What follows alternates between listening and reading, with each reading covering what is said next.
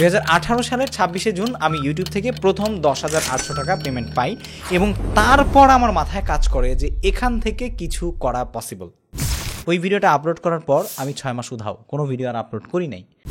ইউটিউবে $10 জমে আছে, সেটাকে আমি পাত্তাই দিইনি। ব্যাংকে যাওয়ার পরে বলছে যে এটা গুগল অ্যাডসেন্স থেকে আপনাকে সিঙ্গাপুর থেকে পাঠানো হয়েছে। পরে আমি গুগল অ্যাডসেন্স কি এটাও ভালোভাবে বুঝতেছিলাম না যে আসলে গুগল অ্যাডসেন্সটা কি। বাটন ফোন দিয়ে আমার ভিডিওগুলো রেকর্ড করতাম এবং সেগুলো হচ্ছে ইউটিউবে ছাড়তাম। যে বাসার মধ্যে অনেক মানুষ ভিডিও করতে পারছি না, বাসার ছাদে গিয়ে বাতাসের মধ্যে ঝড় তুফানের মধ্যে ভিডিও করেছি। প্রায় 300 কন্টেন্ট এক বসায় এক রাতে সব সিলেক্ট করে ডিলিট করে দিয়েছি। আসসালামু আলাইকুম, সবাইকে ডিফারেন্ট একটি কন্টেন্টে স্বাগত জানাচ্ছি। আমার ইউটিউব জার্নিটা কিভাবে শুরু হলো অনেকেই আপনারা জানতে চান। আজকে থেকে আমি আপনাদের জন্য নতুন একটা এপিসোড শুরু করতে যাচ্ছি, সেটা হচ্ছে কন্টেন্ট ক্রিয়েশন পডকাস্ট। এক্স্যাক্টলি, দেখুন, ইউটিউবে কন্টেন্ট ক্রিয়েশনের আমার জার্নিটা দীর্ঘ সময়ের, আর 4 বছর হলেই প্রায় 1 যুগ হয়ে যাবে। 8 বছরের এই দীর্ঘ অভিজ্ঞতা থেকে আপনাদের শেয়ার করার রয়েছে অনেক কিছুই, আর জানারও রয়েছে অনেক কিছুই, যার কারণে একদম ক্ষুদ্র থেকে ক্ষুদ্র বিষয়গুলো অথবা বড় থেকে বড় বিষয়গুলো, আমার চ্যালেঞ্জগুলো কী ছিল, কী কী চ্যালেঞ্জ ফেস করেছি এবং সেগুলো কিভাবে কাটিয়ে উঠেছি, ভিডিও এডিটিং থেকে শুরু করে শুটিং, প্রোডাকশান, স্ক্রিপ্ট রাইটিং, অন্যদের ফলো করা, নিজের কন্টেন্ট যখন আসলে গ্রো করছিল না তখন কি করেছি, অপটিমাইজেশন কীভাবে শিখেছি, থাম্বনেল ডিজাইন, ভিডিও এডিটিং এবং আরও কন্টেন্ট ক্রিয়েশনের যতগুলো শাখা প্রশাখা রয়েছে, এই যে জায়গাগুলো, এই যে ধাপগুলো, সেগুলো কিভাবে অতিক্রম করেছি সে সম্পর্কেই আমার এই কন্টেন্ট ক্রিয়েশন পডকাস্ট থেকে আপনারা একে একে জানতে পারবেন, যেটার আজকের এপিসোড নাম্বার 1-এ আপনাদের সবাইকে সাদর সম্ভাষণ জানাচ্ছি। তো আমাদের আজকের এপিসোডের যেই উদ্দেশ্য সেটা হচ্ছে আমি আপনাদের সাথে একদমই সাবলীলভাবে কথা বলবো। আপনাদেরকে হুক করার মতো কোনো কিছুই নেই, আপনারা ভিডিওটা পুরো দেখতে হবে, ব্যাপারটা এমনও নয়। আবার আপনাদেরকে ভিডিওটা আমি জোর করে দেখাতে চাইবো, ব্যাপারটা এমনও নয়।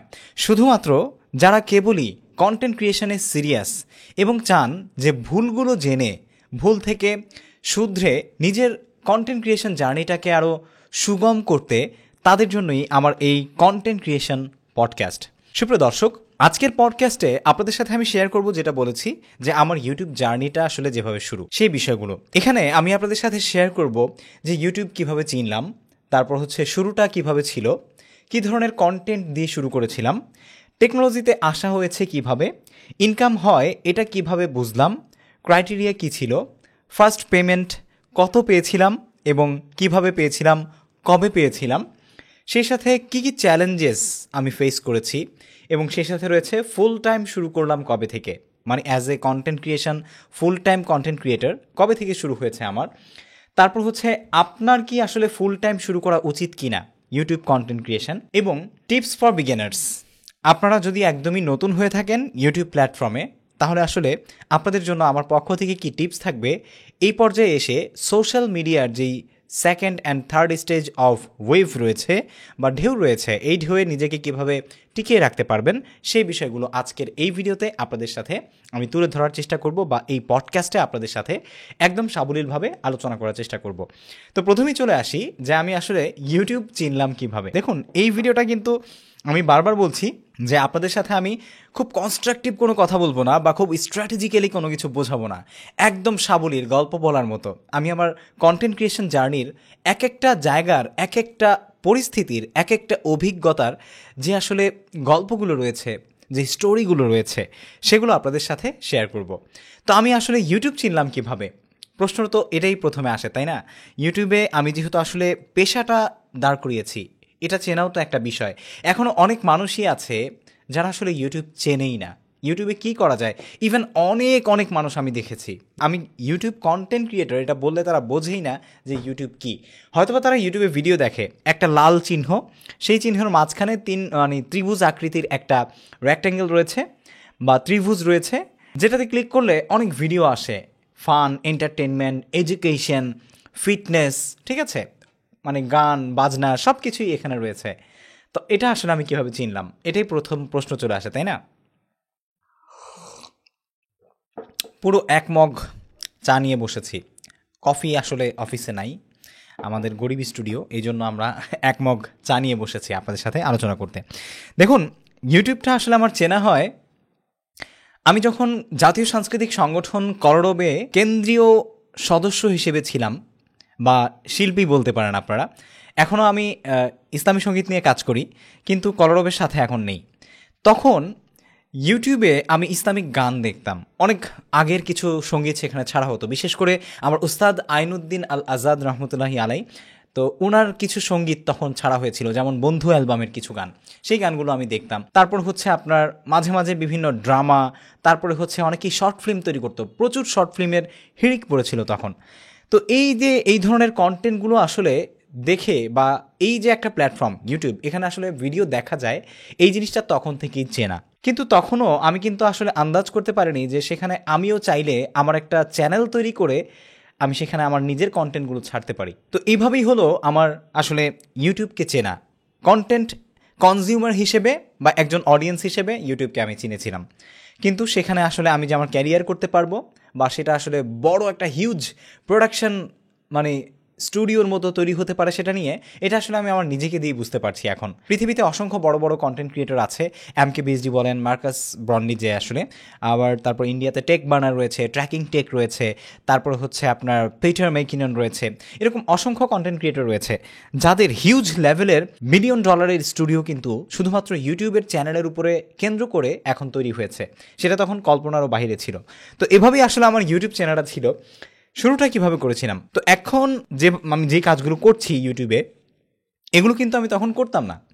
আমি ভাবলাম যে আসলে আমার তো তেমন কোনো গান তখন হয়তো বা মানে ভালো প্রোডাকশন করা গান ছিল না। তো তাই আমি নিজে নিজেই স্মার্টফোনে আমার ভিডিও, মানে যখন কোনো প্রোগ্রামে যেতাম কলরবের সাথে, বা এককভাবে কোনো প্রোগ্রামে যেতাম, তখন হচ্ছে সেই ভিডিওগুলো অন্য কাউকে দিয়ে ভিডিও করাতাম। কখনো কখনো বাটন ফোন দিয়েও, তখন হয়তো বা আমার কাছে এত দামি ফোনও ছিল না, ঠিক আছে, বাটন ফোন দিয়ে আমার ভিডিওগুলো রেকর্ড করতাম, এবং সেই ভিডিওগুলো আমি হচ্ছে কোনোভাবে কম্পিউটারে ট্রান্সফার করে ডাটা কেবল দিয়ে সেগুলো হচ্ছে ইউটিউবে ছাড়তাম। মাঝে মাঝে আমি হচ্ছে মেহের জৈনের যেই আরবি বা ইংলিশ নাশিদগুলো আছে সেগুলো গেয়েও কিন্তু ছাড়তাম। আপনারা চাইলে এখনও আমার ফেসবুক প্রোফাইলে যদি ঘুরে দেখেন ওল্ডে, সেই গানগুলো কিন্তু এখনও দেখতে পাবেন। আমার তখনও খুব ভালো করে দাঁড়িয়ে ওঠেনি, তখন আমি আসলে এগুলো ছাড়ার চেষ্টা করতাম। আমি চাইতাম যে আসলে সবাই তো ছাড়ছে এখন, তাহলে আমিও একটু ছাড়ি, দেখি আমাকে কেউ চেনে কিনা, বা আমার গানগুলো কেউ দেখে কিনা, ঠিক আছে। তো তখন কিছু সংখ্যক মানুষ আমার গানগুলো দেখতো। তো গানের যেহেতু পরিধিটা আমার মাঠ পর্যায়ে বেশি ছিল, কারণ তখন সোশ্যাল মিডিয়াতে আসলে নাশিদ বা সোশ্যাল ইউটিউবে নাশিদ জিনিসটা বা ইসলামিক গান এত বেশি পপুলার হয়নি। শুধুমাত্র কলরবের কিছু গান কিছুটা ফেমাস ছিল, তার মধ্যে ছিল আপনার গড়েছো তুমি এই পৃথিবী জাহান, তুমি অসীম তুমি মহান, তারপরে হচ্ছে আল্লাহ তুমি দয়ার সাগর রহমানুর রাহিম, তারপর এরকম কিছু মানে পপুলার গান তখন ফেমাস হয়েছিল। সেই গানগুলি ঘুরে ফিরে মানুষ বেশি দেখতো এবং শুনতো। এরপরে হচ্ছে আস্তে আস্তে সবাই এসেছে। তো আমার আসলে ইসলামিক গান থেকে, আমি যেহেতু ইসলামিক গান ছাড়তাম, ইভেন আপনারা এই মুহূর্তে আমার যে পডকাস্টটা দেখতে পাচ্ছেন, টেক আনলিমিটেড চ্যানেল আমাদের 1 মিলিয়ন ছুঁই ছুঁই অবস্থায় চলে এসেছে, এই চ্যানেলটাও আমার সেই ইসলামিক গান ছাড়ারই মাধ্যম ছিল। আমি এইখানেই কিন্তু আমার ইসলামিক গানগুলো ছাড়তাম। পরবর্তীতে আমার এই চ্যানেলের নামটা আমি সাইফুর রহমান আজিম থেকে টেক আনলিমিটেডে ট্রান্সফার করেছি, বা নাম পরিবর্তন করেছি। তো এখন প্রযুক্তিতে আসলে কিভাবে আসা, ছোটোবেলা থেকেই কম্পিউটারের প্রতি মানে প্রচণ্ড রকমের আমার আসলে ভালো লাগা ভালোবাসা ছিল। যখনই কোনো প্রযুক্তিভিত্তিক কোনো কিছু মাথায় আসতো, বা কাউকে কোনো কিছু করতে দেখতাম, কম্পিউটার টিপতে দেখতাম, বা হচ্ছে গেমস খেলতে দেখতাম কম্পিউটারে, অথবা হচ্ছে কেউ কিবোর্ডে টাইপিং করছে, তার হাতের স্পিড খুবই ভালো, এগুলো দেখলেই আমার ইচ্ছে করতো যে আমি কেন আসলে এই কাজগুলো করব না। তো এই ভালো লাগা ভালোবাসা থেকেই এক পর্যায়ে কম্পিউটারের একটা মিনিমাল দক্ষতা আমার মধ্যে চলে আসে। আপনারা শুনলে অবাক হবেন, যখন আমি ইউটিউব শুরু করিনি তখনও আমার হাতের বাংলা এবং ইংলিশ টাইপিং স্পিড প্রায় 80-র কাছাকাছি ছিল পার মিনিটে, 80 শব্দ, যার কারণে অনেকেই মানে এটা নিয়ে খুব কিউরিয়াস থাকতো যে আমি কীভাবে এটা আয়ত্ত করেছি। তো আমার মানে টেকনোলজি জগতের সবচাইতে ফার্স্ট যেই ইমপ্রেশন ছিল সেটা ছিল আমার টাইপিং স্পিড ছিল প্রচুর রকমের স্পিডে। এখন হয়তো বা সেটা কমে এসেছে 70-75-এ বা হচ্ছে 60-65-তে, কিন্তু শুরুর দিকে এটা ছিল। তো এরকমভাবেই আস্তে আস্তে আমি হচ্ছে প্রযুক্তিগত দিক থেকে প্রথমত আমি কম্পিউটারের একদম গভীরে ঢুকে যাওয়ার চেষ্টা করেছিলাম, নট হার্ডওয়্যার, আমি সফটওয়্যারের দিক থেকে, যেমন হচ্ছে অফিস অ্যাপ্লিকেশান, পাওয়ার পয়েন্ট, তারপর হচ্ছে আপনার ফটোশপ, ইলাস্ট্রেটর, বা অনলাইনে যে সমস্ত কাজগুলো করা হয়, বা ইন্টারনেট অ্যাপ্লিকেশান, ইন্টারনেট ব্যবহার, হ্যাঁ, এগুলোর যে অ্যাডভান্স লেভেলের ব্যবহারগুলো সেগুলো আমি তখন থেকেই আসলে আয়ত্ত করার চেষ্টা চেষ্টা করেছিলাম, যার ফলে তখনও আমাদের দেশে মানুষ কিন্তু এই বিষয়গুলো নিয়ে খুব বেশি একটা পারদর্শী ছিল না। যার কারণে আমার মধ্যে এই জিনিসটা কাজ করলো যে আমি আসলে যেই কাজগুলো জানি বা আমি যেই কাজগুলো বুঝি, অন্ততপক্ষে সেই কাজগুলো আমার কাছে হয়তোবা ছোট, যে জানে না তার কাছে হয়তোবা অনেক বেশি প্রয়োজনের। সো এমনটা করলে কেমন হয় যে আমি যেই জিনিসগুলো জানি সেই জিনিসগুলো আমি আমার অডিয়েন্সের সাথে যদি ইউটিউবে শেয়ার করি, দেখি না কি হয়। তো এই ভাবনা থেকেই মূলত হচ্ছে আমার এই চ্যানেলটাতে ইসলামী সঙ্গীত যেই চ্যানেলেই ছিল সেই চ্যানেলেই আমি হচ্ছে আমার একটা ভিডিও আপলোড করি। ভিডিওটাতে আমি দেখিয়েছি যে কীভাবে পাসপোর্ট সাইজের ছবি তৈরি করতে হয় যে কোনো ছবি থেকে, ঠিক আছে।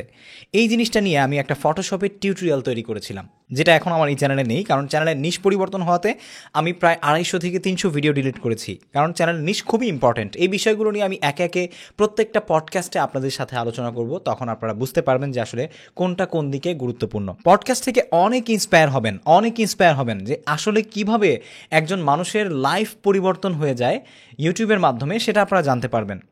তো যখন ফটোশপে আমি হচ্ছে ওই ভিডিওটা তৈরি করলাম, ভিডিওটা সম্ভবত 5 মিনিট বা 7 মিনিটের একটা ভিডিও ছিল। আমি দেখালাম যে পাসপোর্ট সাইজের ছবি কীভাবে তৈরি করতে হয়, ব্যাকগ্রাউন্ড রিমুভ করা বা ব্যাকগ্রাউন্ড অ্যাড করা, মানে ফেসে একটু ফটো রিটাচ করা, এই জিনিসগুলো দেখিয়ে আমি একটা ভিডিও আপলোড করলাম। এবং তখনও আমার কোনো ইন্টেনশন ছিল না যে আমার ভিডিওটা অনেক মানুষ দেখবে, আমার সেই ভিডিও থেকে আমি ইনকাম করব, বা হচ্ছে আমার সেই ভিডিওটা থেকে ফেমাস হব বা ফেস ভ্যালু তৈরি হবে। এখন আপনারা অনেকে আমার অনেক কন্টেন্টে বলেন যে ভাই আপনি শুধু ইউটিউবে আসা নিয়ে আমাদেরকে মোটিভেট করছেন, বা হচ্ছে বলছেন যে এত এত ভিউজ নিন বা ভিউজ নিয়ে টাকা আয় করুন। ভাই আপনার তো ফেস ভ্যালু আছে, এই জন্য আপনার পক্ষে এটা সম্ভব হয়েছে বা আপনি এটা তৈরি করেছেন, আপনাকে মানুষ চিনে। আপনি একটা ভিডিও আপলোড করলে আজকে যদি ভিউজ নাও হয়, 5-6 মাস পরে বা 1 বছর পরে সেটা ভিউজ হবেই। মানুষের সামনে গেলে অসংখ্য কমেন্ট আমি পাই। ইভেন আজকেও আমি আমাদের লাস্ট যেই লেটেস্ট কন্টেন্টগুলো আছে সেই কন্টেন্টে এই ধরনের কমেন্ট পেয়েছি। আপনারা বারবার বলেছেন যে ভাই আপনার পক্ষে সম্ভব, আমাদের পক্ষে সম্ভব না। দেখুন, আপনার জায়গায় আমিও ছিলাম, এবং আমার এই পডকাস্টের কারণ বা উদ্দেশ্য কিন্তু এটাই, কন্টেন্ট ক্রিয়েশন জার্নির যে অভিজ্ঞতা সেটা আপনাদের শেয়ার করা, যাতে করে আপনি ডিমোটিভেট না হয়ে যান এবং আপনি যেন আসলে সত্যিটা জানতে পারেন, সত্যি জেনে নিজের অবস্থানকে তৈরি করতে পারেন। শুধু সঙ্গে থাকুন, প্রতিটা পডকাস্ট শোনার চেষ্টা করুন। তো যেটা বলছিলাম, ওই ভিডিওটা আমি আপলোড করি, আপলোড করার পর 6 মাস উধাও। আরে ভাই, কনসিস্টেন্সি কি বা কন্টেন্ট ক্রিয়েশনের যে 3টা সি আছে, কনসিস্টেন্সি, ক্রিয়েটিভিটি, কমিউনিকেশন, এই 3টা জিনিস খুবই গুরুত্বপূর্ণ, ঠিক আছে। তো এই 3টা জিনিস মানে কী জিনিস, সেই জিনিসটাই আমি বুঝতাম না তখন, যার কারণে আমি কিন্তু তখন কোনো প্রকারের কনসিস্টেন্সি মেনটেন করতাম না বা ধারাবাহিকতা মেনটেন করতাম না। তো ধারাবাহিকতা মেনটেন না করার কারণে আমি ওই ভিডিওটা আপলোড করার পর আমি 6 মাস উধাও, কোনো ভিডিও আর আপলোড করি নাই। আমি আমার ব্যক্তিগত লাইফ নিয়ে ব্যস্ত ছিলাম, করোড়বের সাথে প্রোগ্রাম করছিলাম, পড়াশোনা করছিলাম, ফ্যামিলি দেখছিলাম, ঠিক আছে, সব কিছু মিলিয়ে আমার জীবন চলছিল। তো হঠাৎ 6 মাস পর আমি যখন আমার ইউটিউব চ্যানেলে ঢোকার পর দেখলাম সেখানে $10 জমে আছে এবং 50,000 ভিউজ হয়েছে সেই ভিডিওটাতে। আমার এই পাসপোর্ট সাইজের ছবি কিভাবে বানাতে হয় সেই ভিডিওতে অনেক মানুষ সেখানে কমেন্ট করেছে যে ভাইয়া আপনার এই ভিডিও দেখার পর আমরা অনেক কিছু বুঝতে পেরেছি, এই ধরনের আরও ভিডিও আমরা চাই।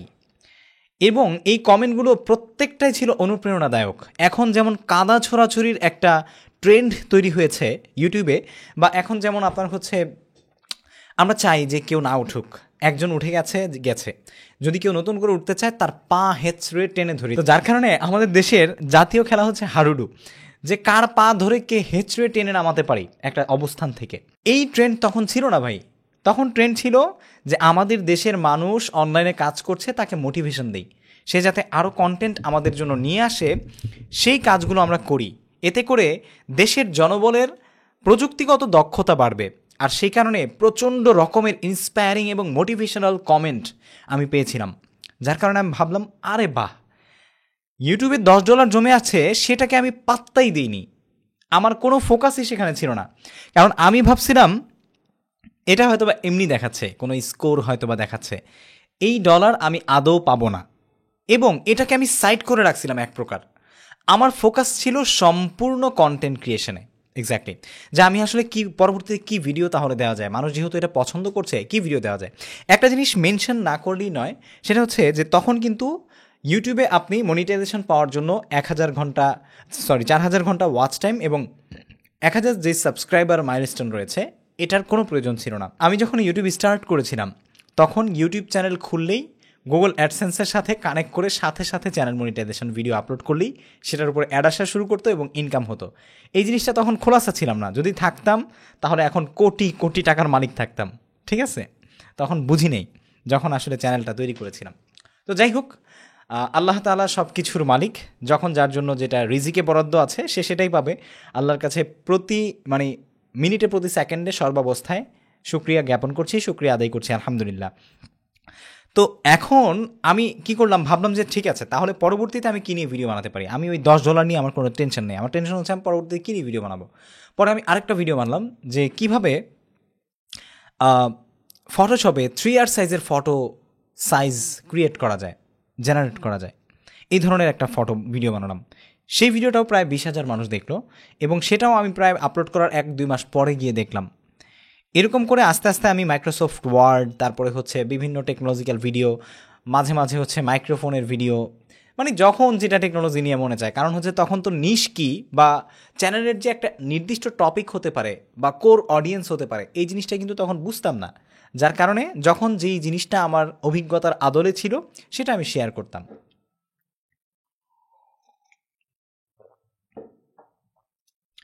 তারপর আস্তে আস্তে আমার ভ্রমণের ইচ্ছে ছিল। ভ্রমণের ইচ্ছে থেকে ইন্ডিয়াতে যাতায়াত করা শুরু করলাম, ইন্ডিয়ায় ঘোরা শুরু করলাম। প্রথমবার ইন্ডিয়া যাবার পর ইন্ডিয়ান ভিসার উপর আমার বেশ ভালো একটা দক্ষতা এলো এবং পাসপোর্ট সম্পর্কিত অনেক তথ্য আমি জানতে পারলাম আমার নিজের কাজগুলো করতে গিয়ে। পরবর্তীতে দেখলাম যে প্রযুক্তিগত আওতায় এই পাসপোর্ট এবং ভিসার যে বিষয়গুলো আছে এগুলোও পড়ে, কিন্তু প্রযুক্তির যে অসংখ্য ডানা শাখা প্রশাখা রয়েছে এই বিষয়ে এতটা ভ্রুক্ষেপ করিনি। তো যাই হোক, যেই জানা সেই কাজ। পাসপোর্ট এবং ইন্ডিয়ান ভিসা নিয়েও আমি অনেক তথ্য সমৃদ্ধ কন্টেন্ট আমার এই টেক আনলিমিটেড চ্যানেলেই, তখন সাইফুর রহমান আজিম নামে ছিল, আপলোড করা শুরু করলাম, ওই কন্টেন্টগুলোর পাশাপাশি।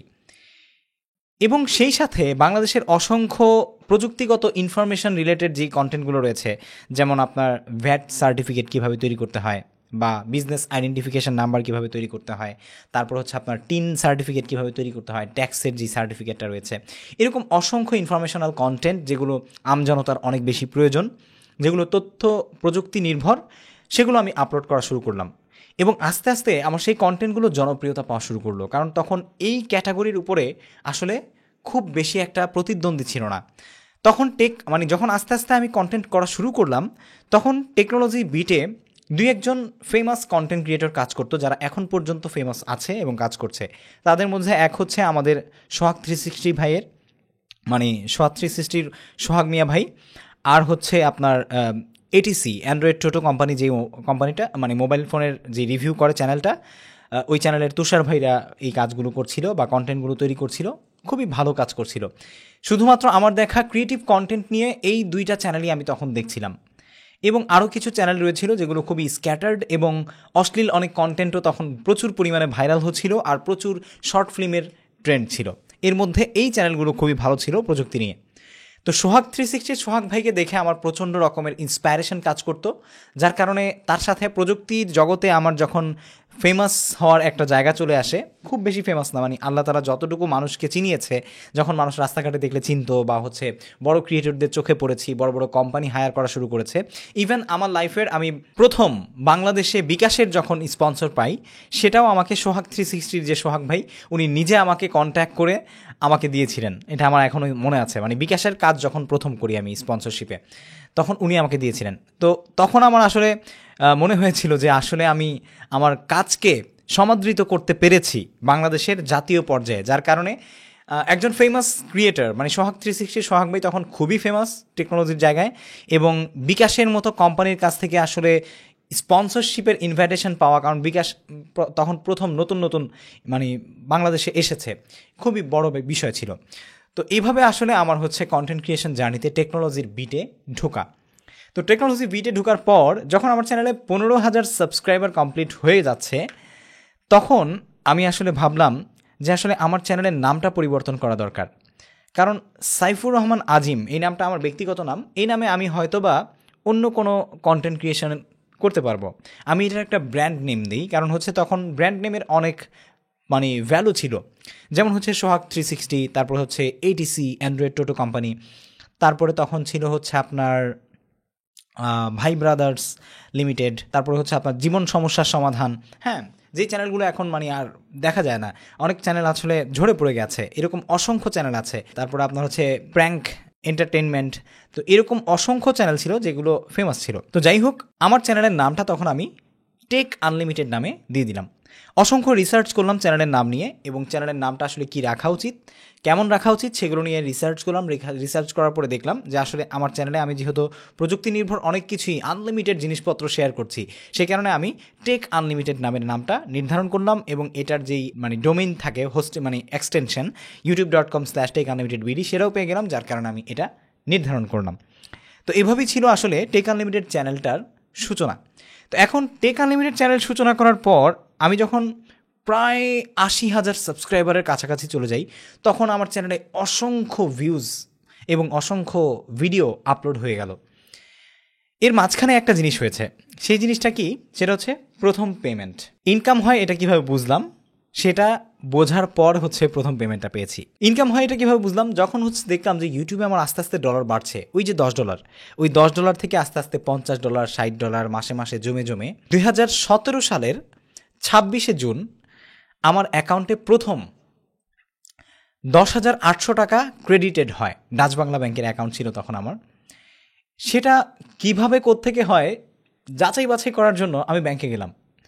ব্যাংকে যাওয়ার পরে বলছে যে এটা গুগল অ্যাডসেন্স থেকে আপনাকে সিঙ্গাপুর থেকে পাঠানো হয়েছে। পরে আমি গুগল অ্যাডসেন্স কি এটাও ভালোভাবে বুঝতেছিলাম না যে আসলে গুগল অ্যাডসেন্সটা কি।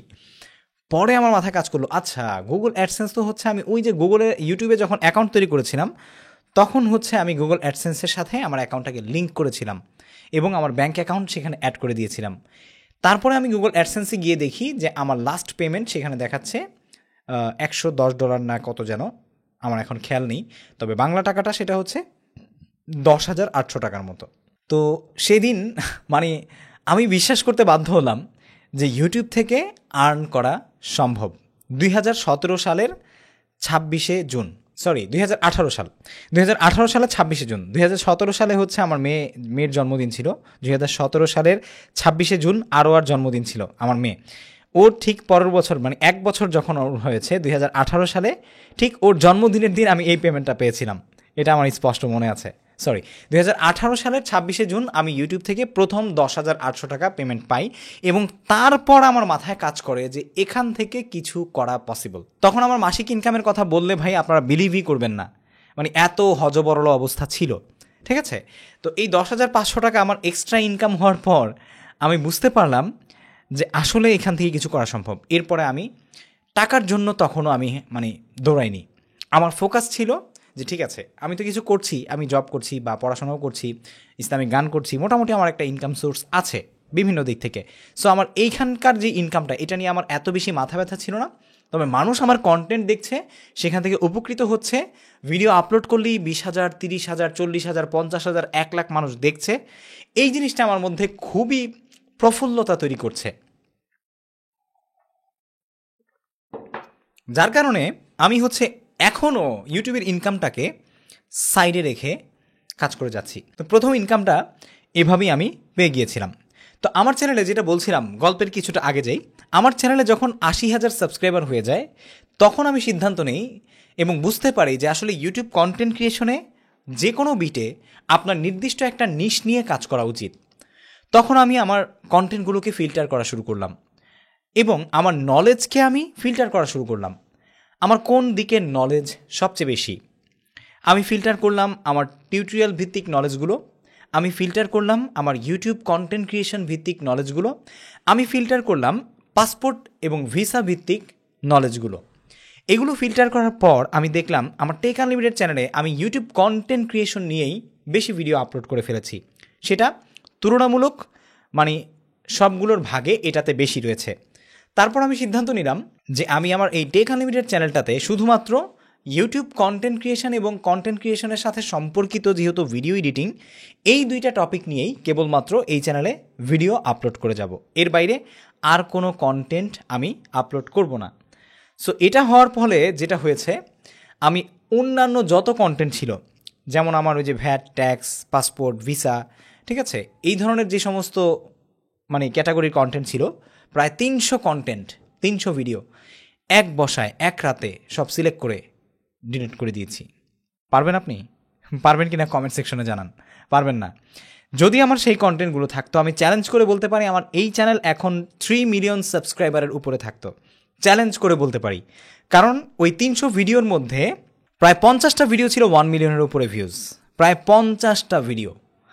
সো নিশ্চয়ই বুঝতে পারছেন যে ওই ভিডিওগুলো এখন থাকলে, প্রত্যেকটা ভিডিও, আমার চ্যানেলে তখন 80,000 সাবস্ক্রাইবার ছিল।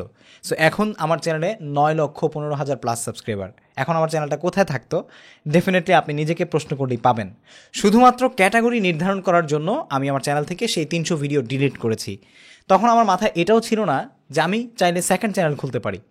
এটা একটা বোকামি ছিল। এই যে অভিজ্ঞতা আপনাদের, সেকেন্ড চ্যানেল খুলে আমি সেই চ্যানেলে আমার এই ভিডিওগুলো ডাউনলোড করে সেখানে আপলোড করতে পারি, এই ভিডিওগুলোকে না ফেলে। সো সেটাও মাথায় ছিল না, ভিডিও ডিলিট করে দিয়েছি। আর কি করার, কিছু করারই নেই। তখন এভাবেই আসলে আমি আমার টেক আনলিমিটেড চ্যানেলে আমার যেই ক্রাইটেরিয়া বা হচ্ছে কন্টেন্ট ক্যাটাগরি, এগুলো নিয়ে আমি একটা নির্দিষ্ট নিশ নিয়ে কাজ করা শুরু করি। এরপর যখন আমার চ্যানেলে 1 লক্ষ সাবস্ক্রাইবার পূর্ণ হলো, আমি সিলভার প্লে বাটন পেলাম আমার চ্যানেলে। আমেরিকা থেকে আমার বাসায় সিলভার প্লে বাটন আসলো এবং তখন আমি জব করতাম। আর জব করার পর যখন আমার চ্যানেলে 1,15,000 সাবস্ক্রাইবার টেক আনলিমিটেড চ্যানেলে, তখন হচ্ছে আমি সিদ্ধান্ত নিলাম, আমি একটা জব করতাম গুলশান 1-এ, বাংলাদেশের সবচাইতে বড় ডিজাইন কনসালটেন্সি ফার্ম। আপনারা অনেকেই হয়তো বা চিনবেন, আমি নামটা বলছি না, তবে শুধু এটা বলে দিচ্ছি, বাংলাদেশের সবচাইতে বড় ডিজাইন কনসালটেন্সি ফার্মে আমি ছিলাম, আইটি সেকশনে।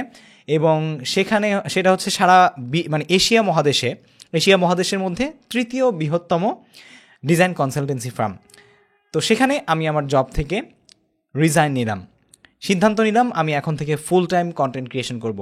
তখন আমার চ্যানেলে 1,15,000 সাবস্ক্রাইবার। করোনা শেষ হওয়ার পর আমি হচ্ছে চাকরি ছাড়লাম। করোনা চলাকালীন আমি একটা বিশাল সুযোগ পেয়েছিলাম, সেই গল্পটাও বলছি। যখন করোনা চলে তখন হচ্ছে আমি বাসায় বসে থেকে কাজ করা শুরু করেছিলাম, এবং করোনার পরপরই আমি হচ্ছে সিলভার প্লে বাটন পাই। কোভিডের যে লকডাউন ছিল, সেই লকডাউন খোলার পর। তো এরপরে হচ্ছে চ্যানেলে যখন 1,15,000 সাবস্ক্রাইবার হলো, দেন হচ্ছে আমি আমার রিজাইন লেটার জমা দিই আমার অফিসে। আমার যিনি টিম লিডার ছিলেন বা আমার যিনি ম্যানেজার ছিলেন অফিসের, তারা আমাকে অনেক রাখার চেষ্টা করেছে, কারণ আমি আমার অফিসের মাল্টি টাস্কিং একা করার চেষ্টা করতাম, যার কারণে সবাই খুবই পছন্দ করতো আলহামদুলিল্লাহ। এবং সবার কাছে আমি কৃতজ্ঞতা জ্ঞাপন করছি, তাদেরকে এখনও আমি ভালোবাসি, সবার সাথে আমার যোগাযোগ আছে, এবং সবাইকে অন্তর থেকে প্রাণঢালা শুভেচ্ছা সবসময় আমি মানে জ্ঞাপন করছি সবার দিক, মানে আমার নিজের দিক থেকে। তারা আমাকে অনেক অনেক ভালোবাসতো। তারপরও সেখান থেকে আমি জব ছাড়ি, এবং জব ছাড়ার সময় আমাকে বলা হয়েছে আপনার স্যালারি বাড়ায় দেওয়া হবে, এই করা হবে, সেই করা হবে, বা আমরা বাড়ায় দিচ্ছি। ইভেন আমার স্যালারি 20,000 টাকা পর্যন্ত ইনক্রিজ করার চেষ্টা করেছে। আমি তারপরেও সেখানে থাকতে রাজি হইনি, কারণ আমি দেখছিলাম যে আমার 1,15,000 সাবস্ক্রাইবার ওলা চ্যানেল থেকে অলরেডি আমার স্যালারির চাইতে 5-6 হাজার টাকা বেশি আমি মাসে আর্ন করছি, বা 10,000 টাকা বেশি আমি মাসে আর্ন করছি, বা কখনো কখনো 20-30 হাজার টাকা বেশিও আর্ন করছি তখন। তো কারণ তখন হচ্ছে প্রতিদ্বন্দ্বী কম ছিল, এখন প্রতিযোগিতা প্রচুর বেড়ে গেছে, অনেক চ্যানেল বেড়ে গেছে। তো আমি চাকরি ছেড়ে দিই। চাকরি ছেড়ে দেওয়ার পর শুরু হয় আমার full time content creation journey. আমার বাসায় একটা রুমের মধ্যে আমি সেই রুমে কাজ করা শুরু করি। না ছিল স্টুডিও, না ছিল আমার জানালায় একটা পর্দা, না ছিল হচ্ছে আমার একটা ভালো টেবিল, না ছিল ভালো একটা কম্পিউটার, না ছিল ভালো একটা মোবাইল ফোন। যা ছিল তা দিয়ে আমি শুরু করেছি। এর পেছনে আরও গভীর অনেক গল্প রয়েছে। খুব সহজেই আপনাদেরকে আমি আমার 1 লক্ষ সাবস্ক্রাইবারের যে গল্প সেটা বলে ফেলেছি, কিন্তু এর পেছনে আমার যে স্ট্রাগল, সেই স্ট্রাগলগুলো, চ্যালেঞ্জেস যখন আপনাদেরকে আমি বলবো তখন আপনারা বুঝতে পারবেন। সো একটা রুমে আমি কাজ করা শুরু করি। এক রুমে হচ্ছে আমার কম্পিউটার, একটা টেবিল, এই সব কিছু ছিল। দেন হচ্ছে সেখানেই আমার কাজ করা শুরু হয়। কখনো আমার আলমারিতে হচ্ছে গ্রিন স্ক্রিনের একটা পর্দা, সেটা এখনও আমার স্টুডিওতে আছে, সেটা টানাতাম। তারপর হচ্ছে সামনে একটা লাইট, দেয়ালের লাইট জ্বালিয়ে, মোবাইল ফোন ছিল একটা Oppo A33F, সেটা দিয়ে ভিডিও রেকর্ড করতাম। মোবাইলেই কখনো কখনো এডিট করতাম।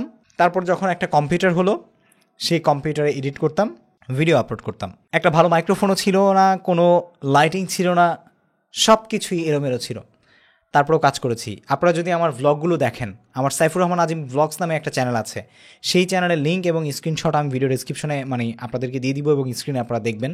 এই চ্যানেলটা যদি আপনি ওল্ডে যান, দেখবেন যে সেখানে আমি আমার যে কন্টেন্ট ক্রিয়েশনের মাঝে মাঝে একটা দুইটা ভিডিও আপলোড করতাম, আমি কিভাবে কাজ করেছি সেটা আপনারা দেখলে বুঝবেন। কখনো হচ্ছে আপনার ওয়ারড্রোবের উপরে মোবাইল রেখে, কখনো হচ্ছে আপনার টেবিলের উপরে মোবাইল রেখে, কখনো বাসার ছাদে গিয়ে। এই চ্যানেলে এখনও অনেক কন্টেন্ট রয়েছে যে বাসার মধ্যে অনেক মানুষ ভিডিও করতে পারছি না, বাসার ছাদে গিয়ে বাতাসের মধ্যে, ঝড় তুফানের মধ্যে ভিডিও করেছি, বাইরে দাঁড়িয়ে রোদের মধ্যে ভিডিও করেছি। অসংখ্য এরকম ভিডিও রয়েছে। এই চ্যালেঞ্জেসগুলো আমি মোকাবেলা করেছি। এরকম অসংখ্য চ্যালেঞ্জ রয়েছে। এর মধ্যে একটা উল্লেখযোগ্য চ্যালেঞ্জ হচ্ছে, আমি দাড়ি টুপি মাদ্রাসায় পড়া মানুষ, যদিও পরবর্তীতে আমি স্কুলে পড়েছি, কলেজে পড়েছি, ইউনিভার্সিটি থেকে জার্নালিজম, কমিউনিকেশন অ্যান্ড মিডিয়া স্টাডিজের উপরে এখন গ্র্যাজুয়েট হয়েছি আলহামদুলিল্লাহ, কিন্তু আমার লেবাস আমি পরিবর্তন করিনি, মুখে দাঁড়িয়ে আছে। এই জন্য অসংখ্য মানুষ, আমার বন্ধুরা আমাকে প্রচুর আন্ডার এস্টিমেট করতো। তো আমি তো আর ওই যে শাহরুখ খানের একটা ডায়লগ আছে, don't under estimate the power of common man. তো এটার মধ্যে মাঝে মাঝে তাকে একজন বলতো যে পাওয়ার অফ হালুয়াই। তো দেখুন, আমি তো আর এরকম ডায়লগ কাউকে দিতে পারিনি। আমি শুধু চেয়েছি কাউকে কনভিন্স না করতে, আমি চেয়েছি শো করতে, আমি দেখাবো। আপনাদের কনভিন্স করার কোনো প্রয়োজন আমার নাই। আমি দেখাতে চাই আপনাদেরকে যে আমি যেটা করছি সেটা সঠিক, এবং এই পথে আমি ডেফিনেটলি কিছু অর্জন করতে পারবো। সেটা পয়সা বা টাকা বা বাড়ি গাড়ি না হোক, অন্ততপক্ষে মেধা, অন্ততপক্ষে অভিজ্ঞতা, কথা বলার অভিজ্ঞতা, ক্যামেরার সামনে নিজের কথা বলার স্টাইল অর্জন করা, যে কোনো জায়গায় পাবলিক প্লেসে যে কোনো বিষয় নিয়ে কথা বলতে পারার যোগ্যতা, যে কোনো সময় যে কোনো ক্যামেরার সামনে যে কোনো বিষয় নিয়ে কথা বলার একটা ইনফরমেশনাল নলেজ, এবং অসংখ্য অসংখ্য কন্টেন্ট রিসার্চ করার পর ইংলিশের যে কোনো শব্দ খুব সহজেই মাথায় আয়ত্ত করতে পারা। এই যে মেধাগুলো, এগুলো কন্টেন্ট ক্রিয়েশন থেকে এসেছে। স্ক্রিপ্ট রাইটিং, ভিডিও এডিটিং, তারপর হচ্ছে আপনার অপটিমাইজেশন। ওভার থিঙ্কিং না করে আমি জাস্ট চেষ্টা করেছি যে আমি যা করছি সেগুলো দিয়ে আমি আপনাদেরকে শো করব যে আপনারা যারা আমাকে আন্ডার এস্টিমেট করছেন, আপনাদের এই আন্ডার এস্টিমেট আমার কোনো কিছুতেই কাজে লাগবে না। শুধু একটা জিনিস হয়ে কাজে লেগেছে, সেটা হচ্ছে আমি আপনাদের কাছ থেকে ইন্সপায়ারেশন পেয়েছি যা আমি আপনাদেরকে দেখাবো। ইভেন আমি এটার রেজাল্টও পেয়েছি। আমি আমার চ্যানেলের একটা সাক্ষাৎকারে বলেছিলাম যে আপনারা যারা আমাকে ছোট করেছিলেন, আমাকে যারা বলেছিলেন দেখ দেখ হুজুর হয়ে আবার ইউটিউবে ভিডিও বানায়, দেখ স্টার হয়ে গেছে, ফেমাস হওয়ার চেষ্টা করতেছে, এই করতেছে সেই করতেছে। তো যারা আমাকে এই ধরনের কথাগুলো বলতো, তারা আমাকে এখন না, আরও অনেক আগেই কফি অফার করা শুরু করেছিল, যখন দেখলো যে ইউটিউব প্ল্যাটফর্মে আমার একটা গ্রহণযোগ্যতা, ইউটিউব প্ল্যাটফর্মে আমার একটা অডিয়েন্স বেজ তৈরি হয়েছে, এবং মোটামুটি বাংলাদেশে অনেকেই আমার টেক কন্টেন্টগুলো কনজিউম করেছে। তখন তারা হচ্ছে তাদের সহানুভূতি, এমপ্যাথি, সিম্প্যাথি সব কিছু দিয়ে আমাকে ঢেলে দিয়েছে। ফ্যামিলিতে অসংখ্য এরকম মানুষ রয়েছে যারা আমাকে আন্ডার এস্টিমেট করেছে। তারপরও আমি এই চ্যালেঞ্জগুলো মোকাবেলা করেছি। শুধু তাই নয়, বাবা মায়ের কাছ থেকে পর্যন্ত একটি পয়সাও নেইনি আমার কন্টেন্ট প্রোডাকশন করার জন্য। কোনো মাইক্রোফোন, কোনো লাইট, কোনো ব্যাকগ্রাউন্ড সেটআপ, কোনো ম্যাকবুক, কোনো আইফোন, কোনো গ্যাজেট, কোনো কেবল, ইভেন আমার স্টুডিও করার জন্য একটা ঝাড়ু পর্যন্ত না। এখন স্টুডিও আছে, একসময় ছিল না। কোনো কিছুই না, কারো কাছ থেকে আমি একটা টাকা পয়সার হেল্প নেইনি। আমি নিজে নিজে কন্টেন্ট ক্রিয়েশন করে যেই টাকা আর্ন করেছি সেগুলো দিয়ে একে একে আমি আস্তে আস্তে সব কিছু করেছি। এখান থেকে আপনাদের জন্য বড় একটা শিক্ষা, সেটা হচ্ছে আপনারা মনে করেন যে কন্টেন্ট ক্রিয়েশন শুরু করার আগেই 20-25 লাখ বা 1 কোটি টাকা ইনভেস্ট করে আমি আমার স্টুডিওর কাজ শুরু করি, তারপরে হচ্ছে কন্টেন্ট ক্রিয়েশন করব। ভাই, আপনি কিভাবে এটা বলতে পারেন যে আপনি এত টাকা ইনভেস্ট করার পর আপনি সফল হবেন? তাই আপনার কাছে যা আছে আপনি তাই দিয়ে শুরু করুন। এটা আমার অভিজ্ঞতা থেকে আমি বলতে পারি। আর যদি আপনার থাকে, আপনি রিচ কিড হয়ে থাকেন, তাহলে তো ভাই ভিন্ন হিসাব। রিচ কিড এবং অভিজ্ঞতা, যোগ্যতা দুইটাই যদি আপনার কাছে থাকে তাহলে ভিন্ন হিসেব, কিন্তু আমার হিসেবটা ছিল একদমই আলাদা। এছাড়াও আরও অসংখ্য চ্যালেঞ্জ রয়েছে। তার মধ্যে প্রথম চ্যালেঞ্জ, ভালো স্টুডিও নেই, ভালো লাইট নেই, ভালো ক্যামেরা নেই, ভালো মোবাইল ফোন নেই, তারপর হচ্ছে ভালো সেটআপ নেই, কোনো কিছুই নেই। প্রথম চ্যালেঞ্জ। সামাজিক একটা অবস্থা, তখন মানুষ বুঝতো না। আরে ভিডিওর ছাদে গিয়ে ভিডিও বানানো মানুষ বলতো যে আরে কি করতেছে। এইগুলো কিন্তু ফেস করেছি। আপনাকে হয়তো বা এখন কেউ বলবে না, কারণ এখন অনেকেই জানে যে মোবাইল দিয়ে যারা ভিডিও করতেছে বা হচ্ছে ক্যামেরা দিয়ে ভিডিও করতেছে, গিম্বল নিয়ে বাইরে বের হয়েছে, তার মানে তারা ইউটিউবার বা হচ্ছে টিকটকার বা হচ্ছে ফেসবুকে ভিডিও বানায় বা হচ্ছে সোশ্যাল মিডিয়ায় ভিডিও বানায়, ইনস্টাগ্রামে কাজ করে। অসংখ্য এই ধরনের প্ল্যাটফর্ম তৈরি হয়েছে। এখন মানুষের এই বিষয়গুলো একদম ইজি টু ইউজ হয়ে গেছে। হ্যাঁ, তো নিউরিনেসের সাথে এখন মানুষ কিন্তু পরিচিত। আমাদের সময় ব্যাপারটা ছিল একদমই ভিন্ন। আরও বড় চ্যালেঞ্জ তৈরি হলো কখন, যখন দেখলাম যে অনেক কিছু একসাথে একা করতে হয়। Video editing, shooting, script writing, content idea generate করা, তারপরে হচ্ছে ডিপ থিঙ্কিং করা, সেগুলো রিসার্চ করা, গবেষণা করে পড়াশোনা করা, স্টাডি করা, ভিডিও এডিটিং করা, তারপর হচ্ছে আপনার সেগুলোকে আবার আপলোড করা, থাম্বনেল ডিজাইন করা, ভিডিও অপটিমাইজেশন করা। আমার চ্যানেলের কন্টেন্টের সার্চ ইঞ্জিন অপটিমাইজেশন কেমন ছিল, এটা যারা আমার কন্টেন্ট 4-5 বছর যাবৎ ধরে দেখছেন বা 3-4 বছর যাবৎ দেখছেন তারা জানেন। একটা সময় ছিল আমি চ্যালেঞ্জ করে বুকে হাত দিয়ে বলতে পারি, যে কোনো টপিকে ভিডিও আপলোড মানে ভিডিও সার্চ করলেই, টেক রিলেটেড যে কোনো টপিকে ভিডিও সার্চ করলেই ইউটিউবের টপ সার্চ র্যাঙ্কে আমার একটা ভিডিও 1 থেকে 3 বা 4 মধ্যে থাকতোই। আমি বুকে হাত দিয়ে এখনও বলতে পারি। ইভেন আমি এখনও বলবো, আমার যারা 4-5 বছরের আগের অডিয়েন্স আছেন তারা এই জিনিসটা স্বীকার করতে বাধ্য হবেন। মানুষের সাথে আগে রাস্তায় দেখা হলে বলতো যে ভাইয়া আপনার ভিডিও আমি হয়তোবা দেখছি কম, কিন্তু ইউটিউবে যখনই কিছু সার্চ করি আপনার ভিডিও সামনে আসে। এটা হচ্ছে ইউটিউবে তখন যে অ্যালগোরিদম ছিল, সেই অ্যালগোরিদমের সাথে আমি আমার কন্টেন্ট অপটিমাইজেশনটা এত ভালোভাবে বুঝতে পেরেছিলাম, এত ভালোভাবে আমি আসলে লিক করতে পেরেছিলাম আমার মাথায়, যার কারণে এটা সম্ভব হয়েছিল। সো এই অভিজ্ঞতা, কঠোর পরিশ্রম, কঠোর কোমর ব্যথা, মেরুদণ্ডের হাড্ডির ব্যথা, সারা রাত বসে থেকে কন্টেন্ট বানাইছি, রাতে শুরু করছি, ফজর পর্যন্ত ভিডিও এডিট করছি, সকালে ঘুমিয়ে আবার দুপুরের পরে কাজ করা শুরু করেছি, অসংখ্য হয়েছে ফুল টাইম কন্টেন্ট ক্রিয়েশন করার পর। এরকম অসংখ্য চ্যালেঞ্জ রয়েছে। সো এই যে চ্যালেঞ্জগুলো বললে কিন্তু বলা শেষ হবে না, রাত পার হয়ে যাবে। যদি শুধু চ্যালেঞ্জ নিয়ে আপনারা একটা পডকাস্ট চান যে ইউটিউব কন্টেন্ট ক্রিয়েশনে আমি কী মানে চ্যালেঞ্জ ফেস করেছি, যাতে করে আপনারা শিখতে পারেন, জানতে পারেন এবং সেগুলো থেকে নিজেকে মানে তুলে আনতে পারেন, তাহলে আমাকে কমেন্ট করে জানান। আমি সেই সম্পর্কেও একটা এপিসোডে আপনাদের সাথে শেয়ার করব। তারপরে মাঝখানে আরও বড় একটা চ্যালেঞ্জ এসেছিল, সেটা হচ্ছে আমার কম্পিউটারে যেটা নিয়েছিলাম সেটা নষ্ট হয়ে গিয়েছিল। তো এই কম্পিউটার নষ্ট হয়ে যাওয়ার পরে যেটা হয়, আমার মাথায় আকাশ ভেঙে পড়ে। এখন মোটামুটি একটা বড় চ্যানেল, আবার এত বড় না যে আমি হুট করেই একটা ভালো পিসি কিনে সেখানে কাজ করব। কিন্তু আল্লাহ তাআলা ব্যবস্থা করে দিয়েছেন। এরকম অসংখ্য চ্যালেঞ্জ এসেছে, আপনাদেরও আসবে। তো এগুলো কোনো ব্যাপার না, এই চ্যালেঞ্জগুলো নিয়ে আপনাদেরকে এগিয়ে যেতে হবে, এটাই হচ্ছে বড় বিষয়। আর এখন সবচেয়ে বড় যে চ্যালেঞ্জ এই মুহূর্তে, সেটা হচ্ছে প্রতিযোগিতা। কন্টেন্ট ক্রিয়েটর এখন অসংখ্য রকমের বেড়ে গেছে। কন্টেন্ট ক্রিয়েটর দেখবেন যে মানে ব্যাঙের ছাতার মতো সব জায়গায় হয়ে গেছে।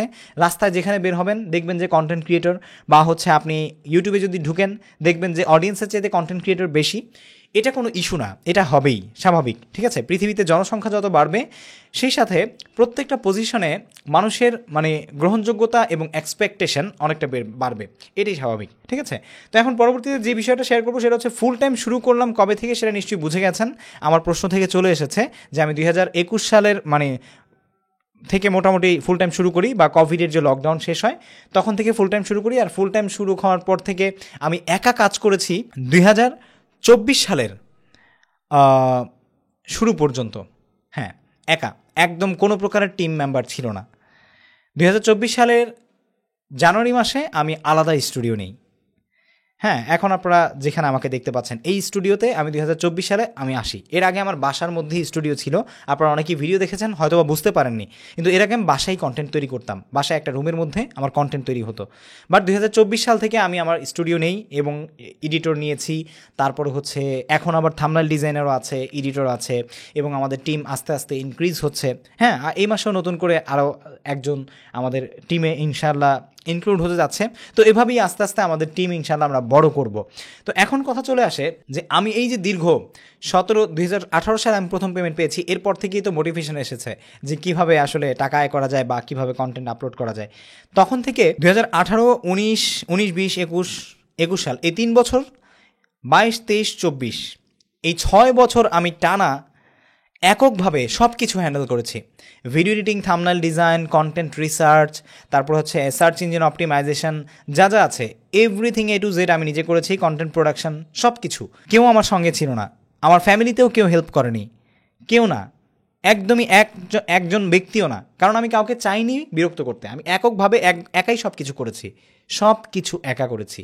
ইভেন থাম্বনেলের জন্য ছবিটা তুলতে হলেও মোবাইলটা এক জায়গায় রেখে, ক্যামেরাটা এক জায়গায় রেখে হয়তো বা ভিডিও করেছি বা শ্যুট করেছি, মাঝে মাঝে এরকম করে পোজ দিয়েছি, এরকম করে পোজ দিয়েছি, এগুলো সব ভিডিও অন করে পোজ দিয়েছি এবং তখন স্টিল পিকচার ভিডিও থেকে পজ করে নিয়ে তারপরে থাম্বনেল ডিজাইন করেছি। আপনারা আমার চ্যানেলে যত ফেমাস কন্টেন্ট এই পর্যন্ত দেখবেন সবগুলো আমার নিজের ডিজাইন করা, আমি সব কিছুই নিজে করেছি।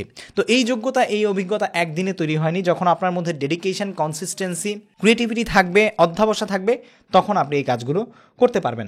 এখন প্রশ্ন চলে আসে যে আপনার কি ফুল টাইম শুরু করা উচিত কিনা এই মুহূর্তে এসে। হ্যাঁ, আপনি চাইলে শুরু করতে পারেন, তবে কিছু বিষয় রয়েছে, একদমই সূচনা লগ্নে নয়। ফুল টাইম কন্টেন্ট ক্রিয়েশন আপনি তখনই করতে পারেন যখন আপনার চ্যানেলটা একটা ভালো পর্যায়ে চলে যায়। আমি যেমন দেখুন 1,15,000 সাবস্ক্রাইবার আমার চ্যানেল হওয়ার পর আমি কিন্তু ফুল টাইম শুরু করেছি। দেন হচ্ছে আমার সেকেন্ড চ্যানেল আমি পরবর্তীতে স্টার্ট করেছি সাইফুর রহমান আজিম নামে, যেটাতেও এখন প্রায় 6.5 লাখ প্লাস সাবস্ক্রাইবার রয়েছে। আমার ওই ধরনের কন্টেন্টগুলো, ফেসবুক, তারপরে হচ্ছে টেকনোলজির অন্যান্য যে বিষয়গুলো, সেগুলো নিয়ে হচ্ছে আমি সেই চ্যানেলে কন্টেন্ট আপলোড করি। এরপর আবার ভ্লগিং কন্টেন্ট, আমার নাশিদ কন্টেন্ট, প্রত্যেকটা নিশ নিয়ে আমি এখন আলাদা আলাদা চ্যানেল তৈরি করে রেখেছি, সেগুলোতে আমার ভিডিও আপলোড হচ্ছে। তো এখন ফুল টাইম কন্টেন্ট ক্রিয়েশন আপনি শুরু করতে পারেন তখন যখন অলরেডি আপনি বুঝতে পারছেন যে এখন আপনার যেই স্টুডিওর খরচ, আপনার বাৎসরিক যেই সফটওয়্যারের খরচ রয়েছে, বা আপনার স্টুডিওর খরচ রয়েছে, আপনার ব্যক্তিগত খরচ রয়েছে, ফ্যামিলির খরচ রয়েছে, সব কিছু দিয়ে যদি দেখেন যে না আপনি এখন পারবেন আপনার ইউটিউবের ইনকাম থেকে, তখন আপনি চাইলে ফুল টাইম স্টার্ট করতে পারেন। তারপরেও পাশাপাশি একটা বিজনেস আপনি ডেফিনেটলি রাখবেন। কখনোই শুধুমাত্র ইউটিউবের উপর নির্ভরশীল হবেন না, এটা উচিত নয়। আমি আপনাদেরকে বলছি ঠিকই, কিন্তু আমার নিজেরই অন্য কোনো বিজনেস নাই, আমি নিজেই কন্টেন্ট ক্রিয়েশনের উপর নির্ভরশীল, বা সম্পূর্ণ কন্টেন্ট ক্রিয়েশন করি, এ পর্যন্ত নেই, হয়তো ভবিষ্যতে ইনশাল্লাহ খুব শীঘ্রই করব। তবে আমার ইনকাম সোর্স একটা না, income source different kind of রয়েছে। আপনি শুধু ইউটিউবের অ্যাড রেভিনিউর উপরে নির্ভর করে কিন্তু আপনি আপনার এত বড় কর্মযোগ্য পরিচালনা করতে পারবেন না। পাশাপাশি আপনার অ্যাফিলিয়েটে থাকতে হবে, আপনার স্পন্সরশিপ থাকতে হবে, ব্র্যান্ড কোলাবোরেশন থাকতে হবে, ইউটিউবের অ্যাড রেভিনিউ, ফেসবুকের অ্যাড রেভিনিউ, ইনস্টাগ্রামের অ্যাড রেভিনিউ। হ্যাঁ, ইনস্টাগ্রামের অ্যাড রেভিনিউ নাই, সেখানে স্পন্সরশিপ আছে। তো এখান থেকে যে মাল্টিপল রেভিনিউ সোর্স আছে সেগুলোর মাধ্যমে আপনাকে কিন্তু এগিয়ে যেতে হবে। পাশাপাশি আপনি চাইলে ডিফারেন্ট বিজনেস কিন্তু তৈরি করতে পারেন আপনার ইউটিউব চ্যানেলকে মার্কেটিং টুল হিসেবে ব্যবহার করে। ঠিক আছে, তো এই ছিল আসলে জার্নি, এবং আপনার আসলে ফুল টাইম শুরু করা উচিত কিনা সেটা। শুরুতেই কেউ ফুল টাইম শুরু করবেন না, এটা আপনাদেরকে বলছি। আর আরেকটা বিষয় হচ্ছে, স্টুডেন্ট লাইফে কেউই শুরুতে ফুল টাইম কন্টেন্ট ক্রিয়েশন শুরু করার চেষ্টা করবেন না। পড়াশোনার পাশাপাশি সপ্তাহে 1-2টি করে কন্টেন্ট আপলোড করলেই আমার কাছে মনে হয় যথেষ্ট, এর বেশি প্রয়োজন নেই। এখন চলে আসে যে নতুনদের জন্য আসলে টিপস ফর বিগিনার্স, নতুনদের জন্য বলার কি আছে। দেখুন, নতুনদের জন্য আমি 5টি কথা বলবো। এই 5টি যদি আপনি মেনে চলতে পারেন, তাহলে এই যে এখন কন্টেন্ট ক্রিয়েশনের বা সোশ্যাল মিডিয়ার যে থার্ড ওয়েভ চলছে, ঢেউ চলছে, এই ঢেউয়ের মধ্যে আপনি নিজেকে ভাসিয়ে চলতে পারবেন। এর মধ্যে 1 নম্বরে যেটা, সেটা হচ্ছে ডেডিকেশন। এক্স্যাক্টলি, আপনার মধ্যে যদি অধ্যবসা না থাকে, লেগে থাকার প্রবণতা না থাকে, আপনাকে দিয়ে ইউটিউব কন্টেন্ট ক্রিয়েশন কখনোই হবে না। এই প্ল্যাটফর্মটা হচ্ছে এমন একটা গেম, যে গেমটা আপনাকে ম্যারাথন স্প্রিন্ট করলে হবে না, ম্যারাথনের মতো দৌড়াতে হবে। স্প্রিন্ট আপনার 200-300 মিটারের একটা দৌড়, আর ম্যারাথন হচ্ছে অনেক বেশি সময়ের একটা দৌড়, যেই দৌড়টা আপনাকে মাঝে মাঝে থামতে হবে, আবার দৌড়াতে হবে, মাঝে মাঝে থামতে হবে, আবার দৌড়াতে হবে। এই রেসটা আপনাকে করেই যেতে হবে, এবং বুঝতে হবে যে কখন কোন দিকে টার্ন নিলে আপনার যেই কন্টেন্ট ক্রিয়েশন জার্নিটা, এটা ডাবল হয়ে যায়, ট্রিপল হয়ে যায়, সব কিছু মিলিয়ে। ঠিক আছে, সো এই জিনিসগুলো বুঝে শুনে 1 নম্বরে আপনাকে কাজ করতে হবে ডেডিকেশন নিয়ে। ঠিক আছে, 2 নম্বর হচ্ছে কনসিস্টেন্সি। ঠিক আছে, রেগুলারিজম, আপনি যদি আজকে একটা ভিডিও আপলোড করেন এবং 6 মাস পর্যন্ত আমার মতো অপেক্ষা করেন যে 6 মাস পরে ঢুকে দেখবো আজিম ভাইয়ের মতো 50,000 সাবস্ক্রাইব ভিউজ হয়ে যায় কিনা এবং $10 ইনকাম হয় কিনা, পারবেন না। কারণ এখন আপনার চ্যানেলের জন্য 4,000 ঘন্টা ওয়াচ টাইম এবং 1,000 সাবস্ক্রাইবার আপনার চ্যানেলে লাগবে, দেন হচ্ছে আপনি চ্যানেল থেকে ইনকাম করতে পারবেন, এর আগে পারবেন না। সো এখন আপনি ওই ভিউজের আশায় বসে থেকে কোনো লাভ নেই। একটা সময় ছিল চ্যানেলে 10,000 ভিউজ আসলেই সাবস্ক্রাইব মনিটাইজেশন দিয়ে দিত, তারপর এটা পরিবর্তন হয়েছে। এখন কিন্তু শর্টসের মাধ্যমে আপনি ইনকাম করতে পারবেন যদি 90 দিনের মধ্যে আপনার শর্টস চ্যানেলে 1,000 সাবস্ক্রাইবার এবং 10 মিলিয়ন ভিউজ হয়। সো এখন মনিটাইজেশন স্ট্র্যাটেজি অনেকগুলো রয়েছে, আপনি চাইলে করতে পারবেন, এটা কোনো ইস্যু না। কিন্তু আপনার মধ্যে অবশ্যই কিন্তু কনসিস্টেন্সি থাকতে হবে। আপনি যদি চান যে আপনি প্রতি সপ্তাহে একটা কন্টেন্ট আপলোড করবেন, সেটা আপনার জন্য ঠিক আছে, এবং আপনি ওই ব্যালেন্সটা ধরে রাখতে পারবেন, তাহলে সেটাই করুন। আপনার পক্ষে যদি সম্ভব হয় যে আপনি প্রতিদিন ভিডিও আপলোড করবেন এবং কোয়ালিটি মেনটেন করে কোয়ান্টিটির উপরে ফোকাস দিতে গিয়ে যদি আবার কোয়ালিটি নষ্ট হয়ে যায়, তাহলে হবে না। কোয়ালিটি ঠিক রেখে যদি আপনি কনসিস্টেন্সি মেনটেন করতে পারেন, তাহলে আপনি অবশ্যই সফল হতে পারবেন। 3 নম্বর হচ্ছে ক্রিয়েটিভিটি। আপনার মধ্যে অবশ্যই নিউরিনেস থাকতে হবে। ঠিক আছে, সৃজনশীলতা থাকতে হবে। আপনি যদি নতুন কিছু করতে না পারেন, আপনি বাজারে এখন 10টা কন্টেন্ট আছে, আপনি যেই টপিকে ভিডিও বানাতে চাচ্ছেন, আপনার কন্টেন্টটা যদি সেমই হয়, অলরেডি যেই কন্টেন্টগুলো মানুষ দেখে ফেলেছে, তাহলে আপনারটা কেন দেখবে? দেখবেই না।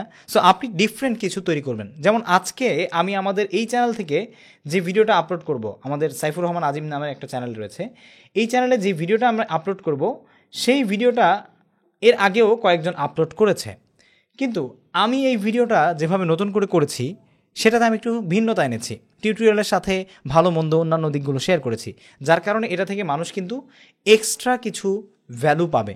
আর এই ভ্যালুগুলো যদি কেউ না পায়, তাহলে কিন্তু তারা আমার কন্টেন্ট দেখবে না।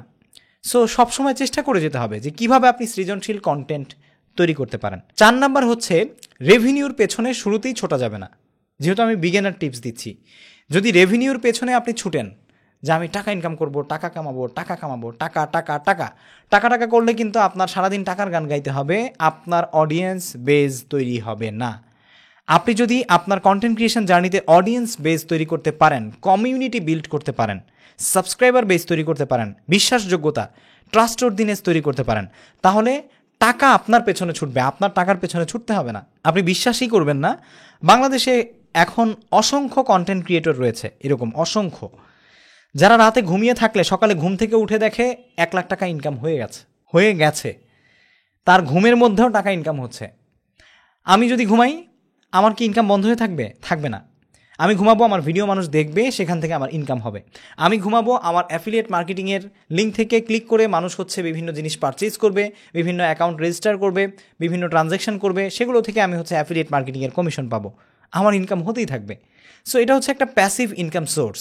প্যাসিভ ইনকামের মাধ্যমে আপনি কিন্তু আসলে যদি ধনী হতে চান, এখন যদি একটু দুনিয়াবি কথায় আসি, আল্লাহ তাআলা আমাদের সবাইকে ধনী করেই পৃথিবীতে পাঠিয়েছেন। আমাদের যাদের হাত পা আছে আমরা সবাই ধনী, আমাদের অর্থটাই বড় ধন নয়। তারপরেও যদি একটু দুনিয়ার কথায় আসি, যে আপনি যদি ধনী হতে চান, তাহলে অবশ্যই আপনার কিন্তু প্যাসিভ ইনকামের দরকার আছে। সো প্যাসিভ ইনকামের জন্য কিন্তু YouTube channel, Facebook page, affiliate marketing, book writing, এগুলো খুবই ফেমাস একটা নিশ। সো আপনি যদি ধনী হতে চান, তাহলে এটাও একটা মাধ্যম। যাই হোক, মজাও করছিলাম, তবে কথা সত্য, ঠিক আছে? সো আপনি ঘুমিয়ে থাকবেন, আপনার ইনকাম হবে, যার কারণে আপনি এটার পেছনে দৌড়ানোর দরকার নেই, টাকা টাকা করতে হবে না। আপনি কন্টেন্টের পেছনে দৌড়ান, কন্টেন্টে ভ্যালু দিন, টাকা আপনার পেছনে দৌড়াবে, ঠিক আছে? Last but not for the least, last যেটা বলবো সেটা হচ্ছে, ইউটিউবে কন্টেন্ট ক্রিয়েশন করতে এসে সবসময় আপনার মাথায় এটা রাখতে হবে, আমি রিস্কের মধ্যে আছি। আমি শুরু করলাম, আমি বিগিনার, আমি 10 লাখ টাকা ইনভেস্ট করে ক্যামেরা কিনলাম, লাইটিং কিনলাম, কালকেই আমার চ্যানেল কিন্তু হ্যাক হয়ে যেতে পারে, কালকেই আমার চ্যানেল কিন্তু টার্মিনেশনে চলে যেতে পারে, কালকেই আমার চ্যানেল কিন্তু ডিমনিটাইজ হয়ে যেতে পারে। তখন আমি কি করব? সো এই জন্য এই রিস্কের কথা মাথায় রেখে আপনার কিন্তু কাজ করতে হবে, যে হ্যাঁ, আমি এই রিস্কের জন্য প্রস্তুত আছি। প্রস্তুত থাকা মানে এই নয় যে আমি হাল ছেড়ে দিব, ভাই এই ইউটিউবে কাজ করা যাবে না। যদি এটাই হতো, তাহলে MKBHD $2 লাখ অফিস নিতে পারতো না, বা হচ্ছে আপনার কোটি টাকার মেশিন কিনে সেই স্টুডিও তৈরি করতো না, ঠিক আছে? শুধু ইউটিউবের উপর নির্ভর করে, স্পন্সরশিপের উপর নির্ভর করে। হ্যাঁ, যদি আপনার একটা পর্যায়ে আসে, যে পর্যায়ে আপনি খুব ফেমাস হয়ে গেছেন, আপনার ফেস ভ্যালু তৈরি হয়েছে মার্কেটে, তখন কিন্তু আপনার চ্যানেল যদি হ্যাকও হয়ে যায়, আপনার চ্যানেল যদি টার্মিনেটও হয়ে যায়, আপনি নতুন চ্যানেল খুললেই সেই ভিডিও আবার মানুষ দেখা শুরু করবে। এটা হচ্ছে আপনার জন্য আশার বাণী। সো এই যে 5টা জিনিস আপনাদের সাথে শেয়ার করলাম, এইগুলো মাথায় রেখে আপনি যদি ইউটিউবে কাজ করেন, তাহলে আশা করা যায় আপনি ডেফিনেটলি কন্টেন্ট ক্রিয়েশনের যে এই যে ওয়েভটা, এই ওয়েভে নিজেকে টিকিয়ে রাখতে পারবেন। দেখুন, সব জায়গায় রিস্ক আছে। আপনি একটা বড় সুপার শপ নিলেন, স্বপ্নের মতো, যেখানে আপনি 10 কোটি টাকার মালামাল উঠালেন, ধরে নিচ্ছি। ইউটিউবের মতো চ্যানেল হ্যাক হওয়ার মতো কোনো সুযোগ নেই, ইউটিউবের মতো দোকান টার্মিনেশন হওয়ার মতো কোনো সুযোগ নেই, কমিউনিটি ভায়োলেশন হওয়ার কারণে, কপিরাইট স্ট্রাইক আসার কারণে চ্যানেল ডিমনিটাইজ বা হচ্ছে চ্যানেল টার্মিনেট হয়ে যাওয়ার কোনো সুযোগ নেই, আগুন ধরে পুড়ে যাওয়ার সুযোগ আছে। অসংখ্য ব্যবসায়ীদের দেখেছি, কিছুদিন আগেও আমাদের দেশে এই যে ঢাকার ফুলবাড়িয়াতে বিশাল বড় অগ্নিযজ্ঞ হয়েছে, আপনারা দেখেছেন, কোটি কোটি টাকার লোকসান মানুষের হয়েছে। সকল বিজনেসেই ধস আছে, এটা মাথায় রেখে কাজ করতে পারেন ইউটিউবে, যে কোনো বিজনেসে আপনার কিন্তু ধস থাকতে পারে। সো এটা যদি ভাবেন, তাহলে আপনি আপনার আজকের দিনটাকে কখনোই সুন্দর করতে পারবেন না। আপনার সাথে যে কোনো সময় দুর্ঘটনা ঘটতে পারে, কিন্তু আপনার কাছে এখন যেই সুযোগটা রয়েছে, সেটাকে পরিপূর্ণভাবে কাজে লাগানোর চেষ্টা করুন, তাহলেই জীবন সুন্দর। যে কোনো সময় জীবন শেষ হতে পারে, যে কোনো সময় সুযোগের ব্যর্থয় ঘটতে পারে, কিন্তু আমাদের চেষ্টার যেন ব্যর্থয় না ঘটে। এই ছিল বিগিনারদের জন্য টিপস। যদি ভিডিও ভালো লেগে থাকে এবং আপনারা চান এই কন্টেন্ট ক্রিয়েশন পডকাস্টের এপিসোড চলতে থাকুক, তাহলে অবশ্যই কমেন্ট সেকশনে জানাবেন। আর দেখা হচ্ছে পরবর্তী এপিসোডে। আপনারা দেখেন আর না দেখেন, আমি বিশ্বাস করি যদি 100 মানুষও এই এপিসোডটা দেখে, প্রত্যেকটা এপিসোড দেখে, সেই 100 কন্টেন্ট ক্রিয়েটরকে আমি হেল্প করতে পেরেছি আমার অভিজ্ঞতা থেকে। এই আশাবাদ ব্যক্ত করেই আমি আমার এই কন্টেন্টগুলো আপলোড করে যাব। দেখা হচ্ছে পরবর্তী ভিডিওতে। চ্যানেল সাবস্ক্রাইব করবেন। ফেসবুক পেজ থেকে আমাদের পডকাস্ট দেখে থাকলে লাইক, কমেন্ট, শেয়ার এবং ফলো করতে ভুলবেন না। দেখা হচ্ছে পরবর্তী পডকাস্ট এবং নিউ কোনো ক্রিয়েটিভ ভিডিওতে। সেই পর্যন্ত সবাই ভালো থাকুন, সুস্থ থাকুন। আপনার কন্টেন্ট ক্রিয়েশন জার্নি শুভ হোক এবং সফল হোক। আসসালামু আলাইকুম।